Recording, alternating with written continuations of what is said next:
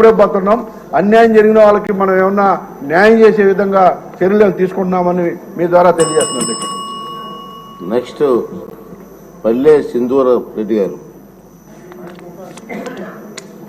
నమస్కారం సార్. ఈ పెన్షన్ల విషయంలో నేను గౌరవ ముఖ్యమంత్రి వర్యులు గారికి అభినందన తెలియజేసుకోవాలనుకుంటున్నాను. ఎందుకంటే ఆయన ఎలక్షన్ సమయంలో చెప్పిన విధంగానే 3,000 రూపాయల పెన్షన్ని 4,000గా అధికారంలోకి రాగానే చేశారు. ఇది ఒక గొప్ప రికార్డ్, ఒక గొప్ప చరిత్ర అధ్యక్ష ఇది. ఎందుకంటే ప్రతి నెల 1వ తారీఖునే దాదాపు 65 లక్షల కుటుంబాలకి 4,400 కోట్ల రూపాయలు తూచా తప్పకుండా పొద్దు కొనికే లోపే ఇస్తున్నామంటే ఇది వేరే ఏ రాష్ట్రం కూడా మన దేశంలో ఎక్కడ కూడా జరగని విధంగా జరుగుతోంది. ఇది నిజంగానే ఒక రికార్డ్ సృష్టించారు ఆయన ఇందులో. కాబట్టి నేను మన ప్రభుత్వాన్ని మనస్ఫూర్తిగా అభినందిస్తున్నాను.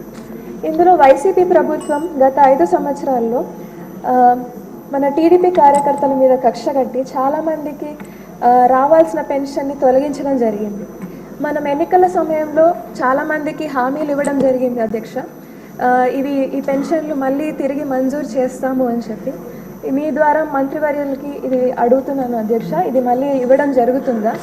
రెండో విషయం అధ్యక్ష, వైసీపీ ప్రభుత్వం హయాంలో చాలామంది అనర్హులకి కూడా ఈ పెన్షన్లు మంజూరు చేయడం జరిగింది.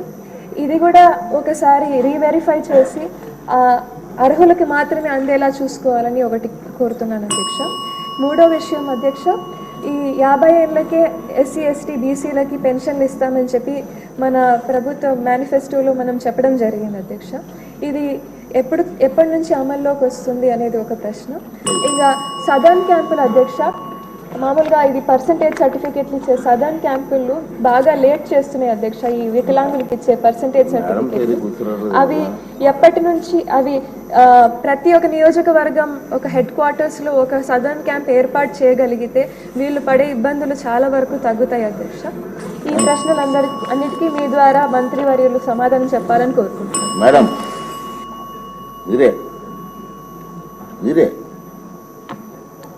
అధ్యక్ష, యాక్చువల్గా ఈ పెన్షన్లు ప్రతి దగ్గర మనం ఎక్కడికి వెళ్ళినా కూడా ప్రతి ఊర్లో పల్లె పండుగలకి మనము ఇప్పుడు వెళ్తూ ఉన్నాము.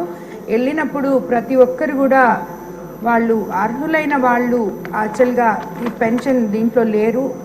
గత ప్రభుత్వంలో అర్హులైన వాళ్ళందరినీ తీసేసి అనర్హులైన వాళ్ళకందరికీ కూడా చాలామందికి పెన్షన్లు ఇన్వాల్వ్ చేసి